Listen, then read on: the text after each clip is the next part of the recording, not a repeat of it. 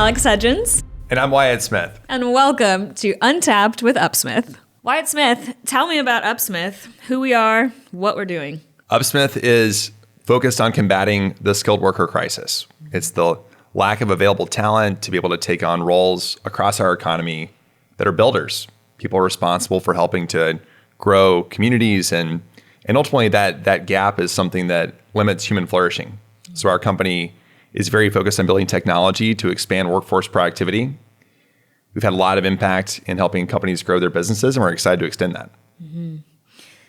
Give me more of your backstory, because it's very interesting. There's been a lot of twists and turns, but it feels very aligned to me. But let the people know, why are you doing this? My whole life, I've been focused on helping expand opportunity for people. I grew up on a cattle ranch in West Alabama, really small town called Reform. Shout out to Reform.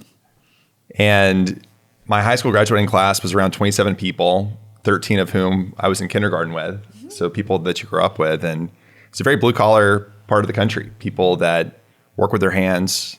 The majority of my classmates went to the military or to community college. I was the only person to go more than 50 miles from home from our group. And I think the types of people that the dignity of work and the character that comes from being a builder is something that ultimately had a deep rooting impact on my value system, how I think about the world, and the types of things that I'm most encouraged about, focusing on building myself. So after college, I was abroad for a period of time. I came back to the U.S. and joined Teach for America in Alabama. I taught high school history and world history in Birmingham. Remains the best and hardest job I've had. How many naps were recorded on your watch in high school history class? Everyone was pretty wrapped with attention. Okay. In Mr. Smith's history class. It was a pretty fun experience. I think my big takeaway is that for many people, including a lot of my students who I encouraged to college, the trade of money and time for post-secondary education is not always a very good one, given that the quality of a lot of those post-secondary programs is not high. And it's even worse if you borrow money and you don't finish. And now you don't have a marketable skill to trade and you're carrying a debt load with you. And that's true for a number of students who I encouraged to college as a net positive thing that, years later I look back on with a little bit more circumspection. So the big idea for UpSmith is that you can use technology to verify skills. People's capabilities, knowledge, is an important thing, but mindset and behavior markers are equally as important enablers of success. And then people can use those to be able to create lots of value for their employer and ultimately for themselves. What have you seen to be some of the key or lead characteristics when I just meet somebody and I go, that person has so much potential, Yeah. They could be really successful? What are those? What are those indicators? I think across all parts of our economy, the playbook for how to be really successful as an entry-level worker is relatively consistent. Do you have a mindset that is focused on working hard? Are you a good listener? Do you build trust with people quickly? Are you able to be gritty and persevere and things happen that aren't great and you move through them? We've now deployed our technology platform in over 15 states across the country. And when we've done that, we've found that the skills you need are very learnable. You can build technical skills quickly. The mindsets, traits, behavior markers, those are things that allow people to be successful and stand out. And so we build technology that helps to identify those natural gifts and then help people tell their stories in more compelling ways than they might otherwise tell themselves. Increasingly, we see an opportunity to use technology to help to maximize productivity, whether it be revenue, whether it be throughput, whether it be reducing rework time, which is also tied back to motivation. What are the things that get people fired up, both intrinsically and extrinsically? And that's a real opportunity for technology too. Let's talk more about the opportunity, because we've had studies. We know brain science. None of this is new. We know what motivation can do for people. Yep. And a lot of the problems happening, particularly in the skilled trades when we're talking about the labor shortage, are also not new. Yep. So why is UpSmith, what is this, new idea that we have? Why is this working, and why has it not happened already? That's a great question. across skilled trades, adoption of technology varies. And there are still companies that are run largely using paper and are using phones and dispatching people that way. That said, there's been a tremendous adoption of software platforms to be systems of record for how you dispatch people, how you record invoices. And what's really cool about that is, given that adoption has been increasing, we can build software that hooks into those platforms and creates new insights that says, hey, as soon as this invoice was recorded or this ticket was generated, we can analyze it and say, great, here was a really cool thing that happened in this customer interaction. We can reward someone for the behavior that they demonstrated. And this becomes a way for technicians, for blue collar workers to participate in the value that they are creating for their employer in a way that's really, really motivating, because it's not necessarily just tied to money. It's also tied to recognition. It's also tied to a sense of, I am a master at my craft. It's also tied to a sense of like, I have something to teach somebody else about this. And that's a really powerful implementation of technology that UpSmith is able to deploy to be able to address the skilled worker crisis by helping expand workforce productivity and drive retention for skilled workers in different contexts. What has been one of your favorite stories? So we're talking about Boost, UpSmith's product Boost. And absolutely. I just want to know in general, whether it's Boost or our upscaling our core product in 2023, what is one of your favorite stories from a UpSmith customer perspective? Yeah, totally. I'd love to tell you about Juan Bravo in Texas, which is the best name. It's the best name. Juan Bravo. He planned it that way. Juan is such a high performer and relatively young person in his 20s, working a number of hourly jobs in food processing, just a really hustler, and wanted to build a skill to have a way to be able to grow and develop and demonstrate mastery that wasn't necessarily an hourly job. But the switching costs to go back to school are high. You have responsibilities, you have obligations, you have dependents. One became an HVAC technician in Texas with a really phenomenal home services platform that we're partnered with. And in a very short amount of time, he became one of the highest performers, not just in the DFW market, but the whole country, like of all of their branches across the Midwest. And I think it's indicative of Juan Bravo's desire to make an impact, for sure, his work ethic. He told us, listen, I'm at the top of the leaderboard right now for Dallas, but like I'm not stopping there. It's going to, until at the top of the whole company. And so what's also interesting about our Boost product is every time he performs in a way that matches the activity that his employer wants to see to maximize output, we can message him and we can say, man, what an awesome impact you just had in the last 3 minutes. And it helps drive, I think, really timely rewards for him to get a sense of, here's where I stand and here's what I can do to even further increase my impact, which for someone who's new to the profession is a really powerful boost. Yeah. We can send him a text that says, bravo, bravo. Bravo, bravo. I'm sorry. I had to. I could not resist. You kind of answered this, but I want to get deeper into it. Why UpSmith now? Again, we have these issues. This is a huge shortage. It's a crisis, arguably, in this country. Sure. We talked about what UpSmith does, but why now?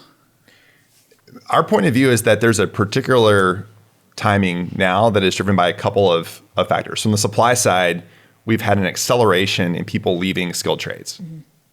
In some markets and some geographies, I mean, it's really acute. And when 45% of the construction workforce is 45 years of age or older, when roughly 20% is posed to leave the workforce in the next 10 years, and when the rate at which people are joining is not keeping up, I mean, in some markets and some geographies, it's a 3-to-1, 4-to-1, even 5-to-1 mismatch. You have a really acute supply side problem. At the same time, COVID revealed a lot of fragility in the supply chain, not just for the construction vertical, but really for everything. It's true in pharma, it's true in healthcare, advanced materials. And so a lot of companies have chosen to reshore, to nearshore, to bring really critical infrastructure back to the United States. And in doing so, there's a big spike in demand for builders. It's true in construction, it's true in manufacturing. When you have a supply side rate, replacement rate problem, and you have a twin problem on the demand side where you have a big spike, that's what creates the acute need for innovation, for technology, for new ways of working. And there's nearly 1 million openings in U.S. manufacturing construction alone right now. That number is poised to triple by 2030. And that creates an opportunity to build something new. And is that just, I mean, we talk a lot about semiconductors and battery chips, and you're also, arguably, we're trying to bring work back as well. That's not right. just fill the gap that's already here. That's right. There are different ways to attack a productivity problem. You can bring new workers into the set, which is a really important lever. You can help everybody produce more. So this is thinking about what the output is for each worker hour. And then you can intervene to help people stay longer. And across most markets, attrition is a really, really tough issue. And there's lots of reasons people will trip, but if you can drive into things that will create a better experience, a more rewarding career, and something that people can generate lots of value from as they create it, then that's a powerful way to drive the process there too. You used the word builder, and I love this term, and a lot of what you don't see is the UpSmith team has been working on what's really core to us, what are our values, how would we express ourselves to the world, and this word builder comes up a lot. Be a builder. Who is a builder? What is a builder? What's that mean to you? Yeah. And I would love an example of someone in your personal life who you look up to as said builder, like who exemplifies what that means to you. Yeah. What a wonderful question. I mean, I think be a builder is a charge for all of us about creating something valuable. And it also, I think, invokes some really powerful ideas around being an owner, being a person that is really focused on the outcome and is focused on doing what he or she needs to do to create that outcome. But it's easy to admire problems. Doing something about it is tough. And I think that's also the builder spirit that we want to grow and have thrive at UpSmith. My dad has had a huge influence on me. My dad's a cattle rancher in Alabama. He's an entrepreneur. He has built a really important business just on sweat and hard work and courage, and didn't grow up with much, but had a desire to be able to have an influence, and came back from having played football at Ole Miss and really was hustling, borrowed money, built chicken houses, would work at night to pull the manure out of the chicken houses and then go and sell it as a fertilizer to other farmers. And I think as a kid, working for him was tough. He was a hard boss. What I didn't realize was the lessons that he was teaching me implicitly around work ethic, around doing hard things. And that has a big impact on a kid's development. So as an adult, I have deep appreciation for that. We will forgive you, Mr. Smith, for playing for Ole Miss. He likes me, so I'm allowed to say this. Go Doors all day. I would love to know what was the best job on the farm and the absolute worst job on the farm. Yeah, that's a good question. Best job on the farm was certainly when you had the chance to be responsible for baling hay, because the air conditioned cab of the tractor was a nice respite from 100-degree July day in Alabama. The worst job on the farm, which was my job most of the time, was each day there's some number of chickens in your chicken house that pass away.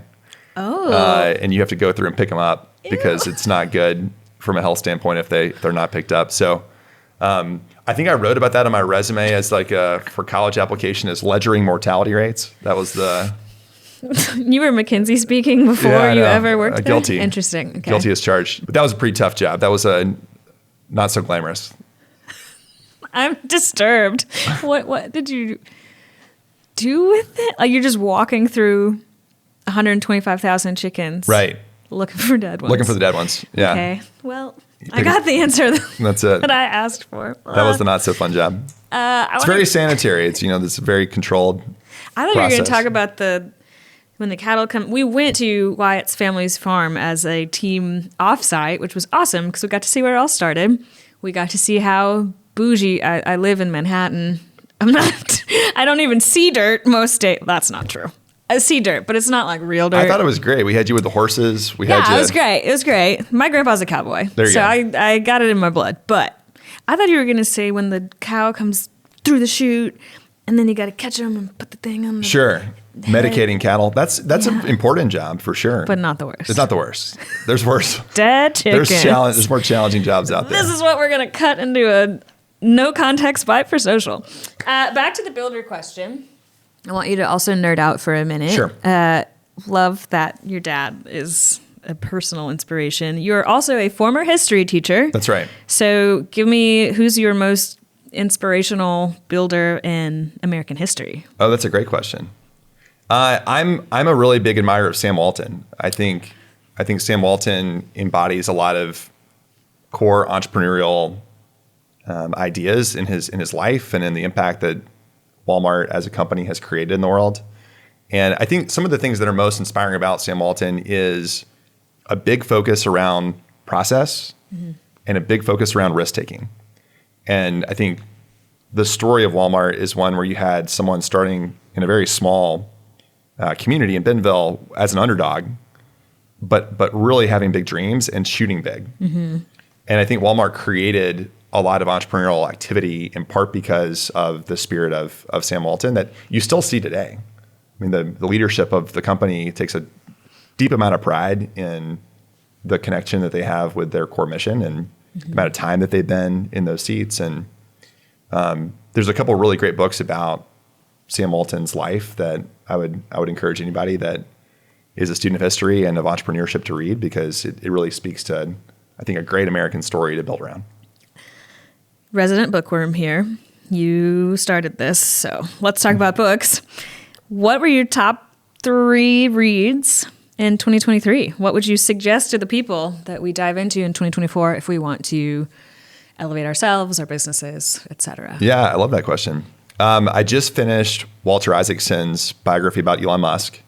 If you haven't read it yet, I would certainly encourage you to do so. I mean, Elon Musk is obviously one of the most consequential humans on Earth, and the impact of the many businesses that he's built is, I think, still in the earliest innings of, to be seen. Of seeing how it goes. Yeah. He obviously says what's on his mind without much filter. He does that. And the book goes in pretty depth about his origin story, challenges in his childhood, how that impacts his behavior today. But I find it inspiration in just the amount of vision and mission that those companies have, and then how that encourages people to like really go above and beyond for the impact. And we want to build something similar to UpSmith that has like a really big mission and a big impact in the world, and that's really inspiring to me. I would say Michael Lewis's book about SBF is a very fascinating read of how lots of bad things can happen in a culture. If you want nightmares, yeah. Yeah. Okay. So I would encourage folks to check that one out. It's a pretty fast read too. Okay. Finished that one pretty recently. Those two. Those are two. I'm reading Ben Horowitz's book right now about building culture. And for those who haven't read it yet, I think that it speaks to choices that you make, stories you tell, ways you think about really raising the flag. Like, this is what it means to be a part of this team. And, we've been building on this mission for a few months, and I think we've learned a ton, and we have a lot of stories to build around. And so my goal before the end of the year is that that's going to help inform ways we talk about our mission, ways we talk about our values, and it's a pretty timely one for our team. Indeed. We are workshopping something that involves banana pudding as a value. So there you go. I was hoping, I set myself up for the answers you gave, and they're great, and we should read those. Was there any fiction in your life this year? There was no fantasy romance wreck. Give the people what they want, please. The world's so interesting without having to make up stories. Oh, okay. I asked for that. Another 3-part question. Kind of got into this a little bit earlier, but I want it more chonkable. 3 things that you learned in 2023. Helming UpSmith, working with customers, Sure. iterating on products, everything that we did. that you are taking with you into 2024. Yeah. And perhaps it's like, I wish I'd known that at the top Sure. of this year. Yeah. Well, I think anytime you're building something, especially in the earliest innings, you have lots of opportunity in front of you. And as an entrepreneur, you're constantly talking to customers, and you're constantly thinking about your product, and you're thinking about how can I better serve people with what we're building. And another thing that's like a hard truth is like it doesn't meet your expectations. Like it's not good enough yet, and so you're constantly in a failure state. It reminds me a lot of when I was an early tenure teacher, and you're constantly failing, and you have a vision for like what you want to accomplish for your kids and for the outcome that you're solving for, and like it's really hard. And you're creating the product, your lesson plans, the way you're going to teach, while you're testing it with your user, the student, and then you're not getting the outcome you want, right? And so you're like, holy cow, I got to work harder. And so it's 10 o'clock at night. The janitor's like kicking me out of the school and saying, hey, we got to lock it down for the night. Can you go home? I've had a very similar experience, building at UpSmith, insofar as we have an awesome set of customers. We have a really clear product to be able to make their lives better, and lots of good things are happening, but there's so much more to do. And so you see all that opportunity, and it's difficult as a leader not to be chasing lots of things at the same time.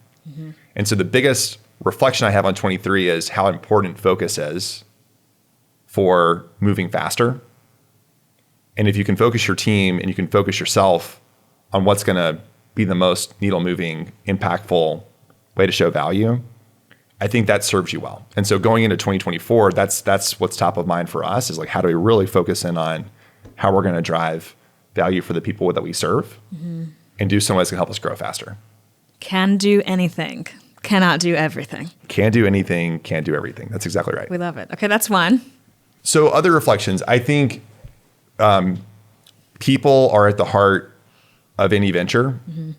And I'm extremely proud of the team that we have built at UpSmith so far. And I know that the success that is ahead of us is going to be linked to the people that will be coming next. And so keeping a super high bar for talent is another thing that's top of mind for me. We're going to be hiring more people. We're going to be expanding, and I think thinking through how do you build culture so that best ideas win, people feel like a really high sense of ownership. There's a deep belief in people and a belief in the power of technology to improve the lives of the users that we're serving, and humility, appreciation for them, and understanding that we serve them. So those are all things that will reflect a bit of that cultural value reflection. And then thirdly, I think I've learned a lot about myself, and building and growing startups is challenging. My wife and I welcomed our second kiddo this year in May, and we're so proud of him and proud he's here. Having a startup and a startup family at the same time is a unique challenge. And so, I'm really lucky to have a great partner and somebody who's been deeply understanding of all the ups and downs of the journey. And so being thoughtful about that and saying how can I make sure our family's in a great spot as we keep growing this company. Shout out to Saint Meg. I'm getting shirts that say Team Meg or something like that. Just so she is a star. That was actually one of my questions for later, but let's do it now. I mean, there's so many unique things about startup culture, but as you're building a team, we all have families, we have lives, and this is a huge commitment to a very different style of work. That's right. How do you rally people around not only the idea of UpSmith and what we're working on, like the mission, but also the ride that is a startup? Right. Well, it starts with the mission. The mission is the most important. And there is a massive challenge across the United States, around the world right now, on the skilled labor shortage. And we play a really important role on building a solution to help address it. And so you start small, but you have a really clear vision for how you're going to be able to impact things at scale.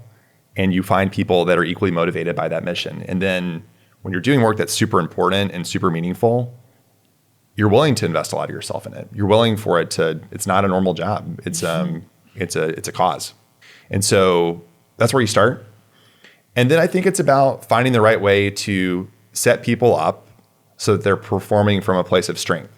And when you're leading from strength more than 80% of the time, you enjoy what you're doing, you find success in it, you're able to overcome the troughs because you know that what you're doing aligns with your passion and your gifts and ultimately how you can make an impact in the world. And I think that's my job as a leader, is to help people operate from strength as much as possible.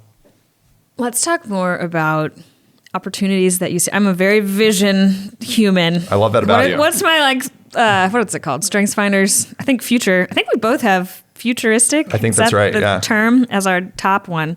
Bryson too. We got a lot of future people on our team. Anyway, what do you think is the biggest opportunity for business leaders, specifically in the trades? Yep. In 2024. So whoever is listening, if Yep. you're like, this is what you've got to do next year. That's right. That?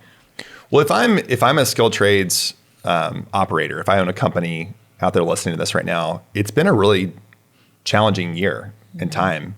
Interest rates are high. That is impacting consumer demand. For those that work in the home services world, there was a lot of spending that happened during 2020, 2021, even 2022 that pulled forward a lot of the latent demand that normally you would have seen in 2023 because people were at home more and they were thinking, okay, I'm working from home. I'm going to invest in. We were only home. Yeah, totally. Not more. Yeah. Totally. And so there's been a lot of private equity consolidation of different assets in this market. It's still a very fragmented market. I mean, most home services companies, as an example, employ less than 25 people. But because there's been lots of consolidation that's happening, there's lots of imperative to grow. That's how you ultimately fulfill the mission for the people that you ask to bet on you when you're in that business. So whether you're in that seat or you're a small business owner who's thinking about, gosh, interest rates are high, I'm concerned that maybe some of the demand that I was going to see next year has already been pulled forward. You got to think about, how do you drive more productivity with your existing workforce? And so, again, different ways to do that, but the most powerful way is to link value creating behavior with rewards, because you can motivate people to be able to do the thing that is going to move the needle. And the beautiful thing about software is you can implement it really quickly, and you can link it to the thing that matters most. And maybe that's driving sales conversion. Maybe that's reducing the rework time that's required for a construction project. Maybe it means that you're able to have a better customer success rate, like the feedback that they give after a service visit, which means that the likelihood that they come back to you next time on a bigger project goes up. But focusing on those levers is my biggest encouragement, because that's how the investment you're making is focused on things that are incremental. You're going to drive a new dollar that you weren't getting before. And working with partners like us is very focused on helping you achieve that outcome. And we participate when you win. Right? So our stake in this is really, really tied to getting something that's 10 or 15 or 20 or 30 times greater for the customer we serve. And what's awesome about that is the technician's better off too, right? Because they're creating more success. It's a better outcome for them. They're making more money themselves. And that's where you can really align everyone's interest. Yeah. What do you think is the most relevant news story, current event that came out of this year to the mission that we are on to solve the skilled labor shortage? Oh, that's a great question. If you look at the amount of openings in the US over the last 6 months, they've been decreasing. When you dig into why that is, it's not because we're filling lots of them necessarily.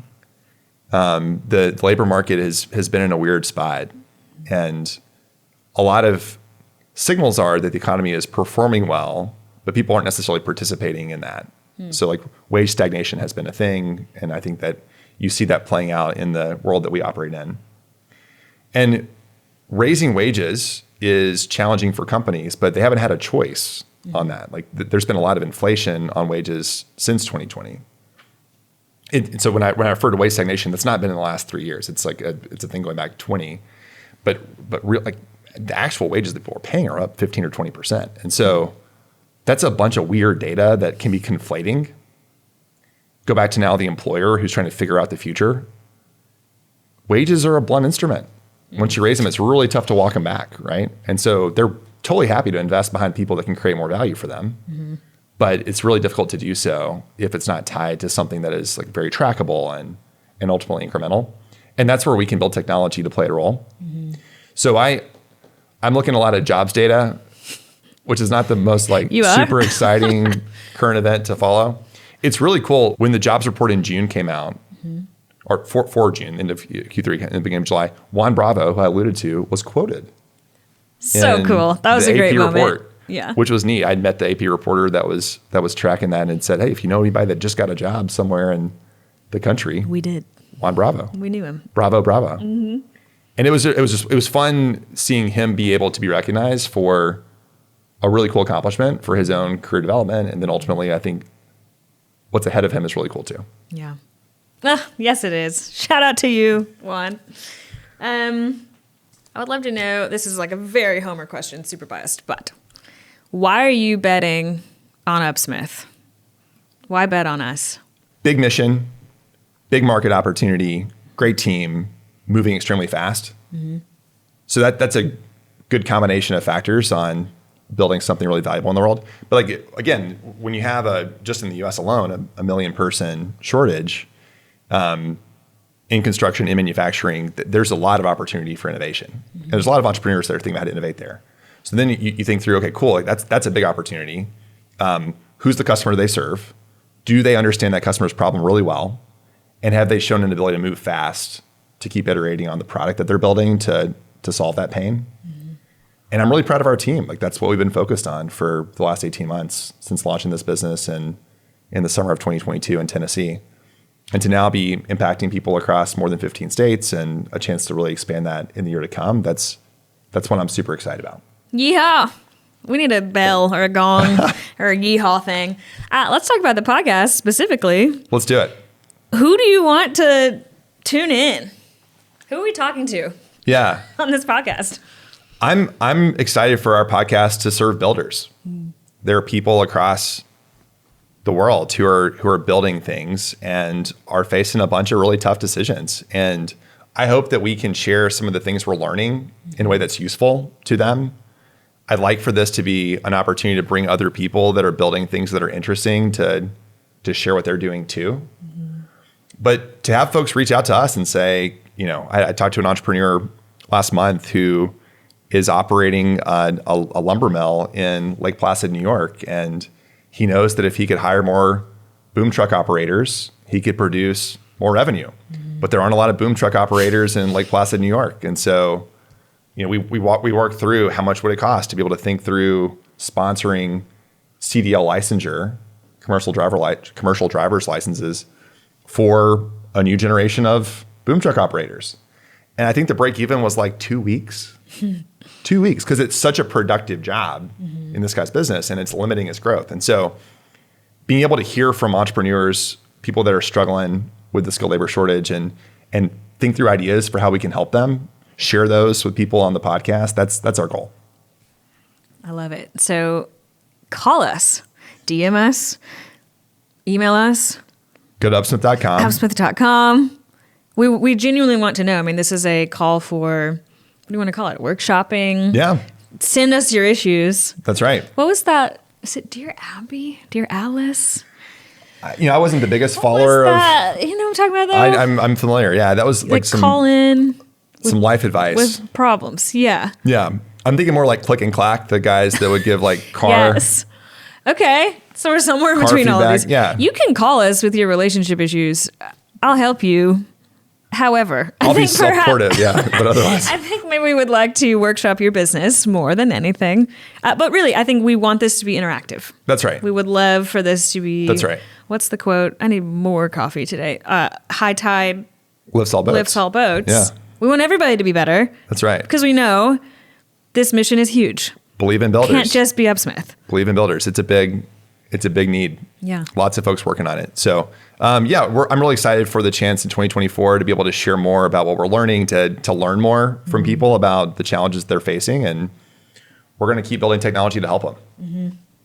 Let's give a shout out to our dream guest. Okay. Put out the plea.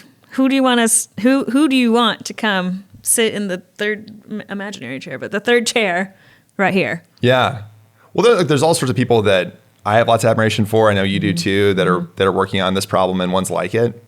I genuinely am most excited to talk to the business owners out there, the builders who are working through problems. And I think there are so many people that have great stories about risk and courage and making their community better. And so giving those people a chance to like share those stories and us to hopefully help them in some way. That's what I'm like really honestly most excited about with this. Look, there's lots of people that I like really admire and have learned from. Mike Rowe stands out as somebody we'd love to involve and invite. If you're listening, Mike, please. You're welcome to join us. You're being diplomatic, and I will fangirl. I will shoot my shot. Mike, we would love for you to come on. Thanks. There are a lot of people that I think are in the world that you know so well, who are influencers that are active, that I'm sure we'll invite on to share. Alex, for those who don't know, is very popular on lots of social media platforms. Careful. Are you about to call me an influencer? I have mixed emotions. You influence my thinking on all sorts of things. Okay. We need a new term. That's a whole episode. Okay. What are we going to call influencers? Builders. Yeah. Yeah. Okay. Like impactors? Builders. Builders. I'll be a builder. Okay, Mike's a good answer. We'll take him. And then, there's people that are doing cool stuff in the policy world that I think we can invite on, people that are thinking about big ideas, and we can talk with those big ideas in ways that it can help make a workforce that's better suited for the challenges of this decade to come. And it's just really broken right now.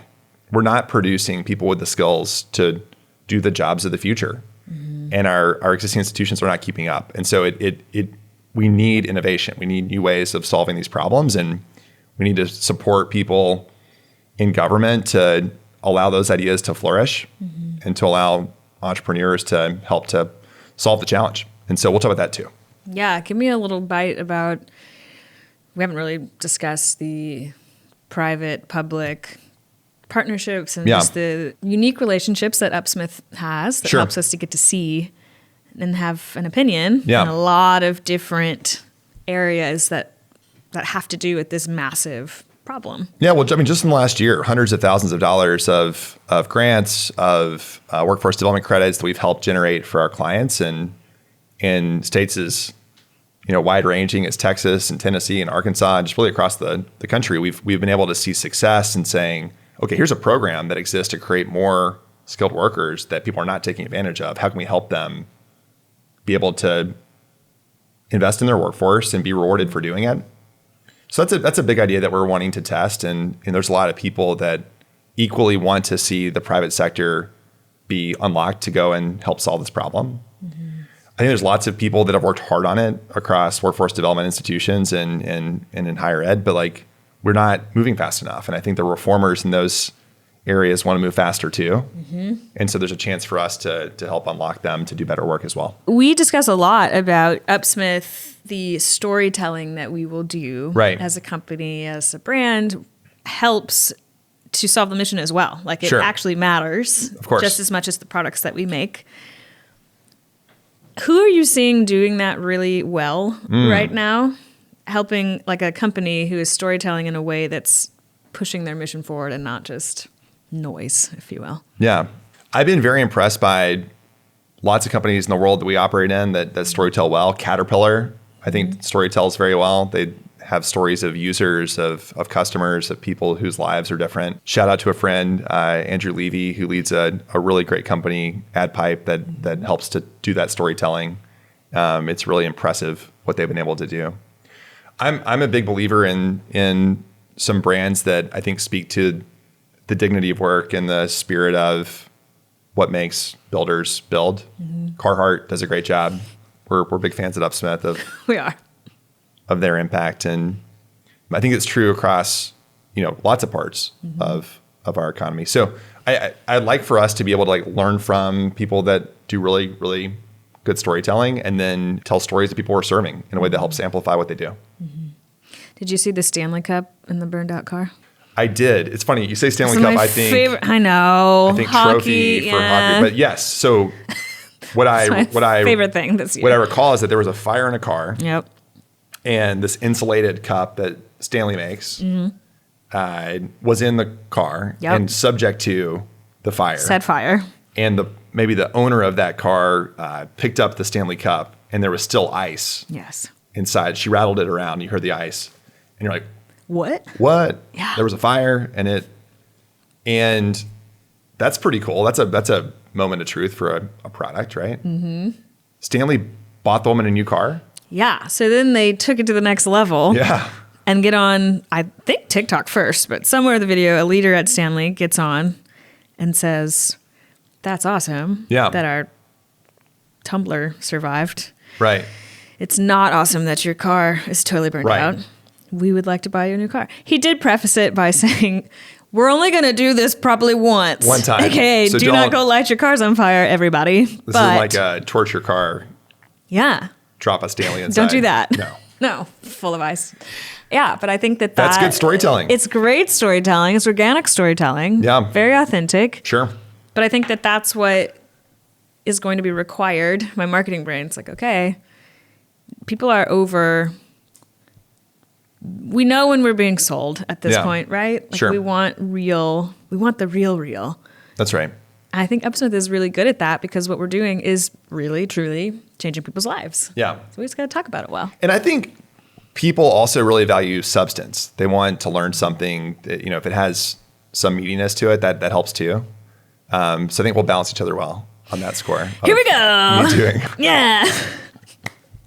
I can't wait to have a guest. Not that it's not fun to just talk to you, but I can't wait to see that interaction. Yeah, it'll be fun. Yeah, we're going to nerd out with some people. So again, if you would like to come and hang out with us and talk about your workshop, your business, let's go. Call me, beat me if you want to reach me. Do you know that reference? I do not. It's Kim Possible. You're not that much older than me, Wyatt. Okay. Anyway, in closing, what are you most looking forward to? We've circled this question-ish, but what are you most looking forward to in 2024? Yeah, I mean, I'm really excited to grow. Like we have a lot of momentum. We have great people that we're serving, and the chance to really expand it in 24, which is going to be awesome. Mm-hmm. How about you? What are you most excited about in 2024? This podcast. Great answer. Obviously, I think it's going to be so much fun. I love getting to have real time with people, and Pick Brains gets a bad rap, but it's relationships. Like businesses are people. Absolutely. And I like people, and I like to learn from people. And I think this is the thing that we're doing. Thus far, this is the most intimacy building thing that UpSmith is doing from a storytelling perspective. Yeah. So I'm hype. Well, there's a lot of awesome stories to tell. We're lucky to have you in a leadership role to tell them. Thank you for what you're building. Thank you. Be a builder.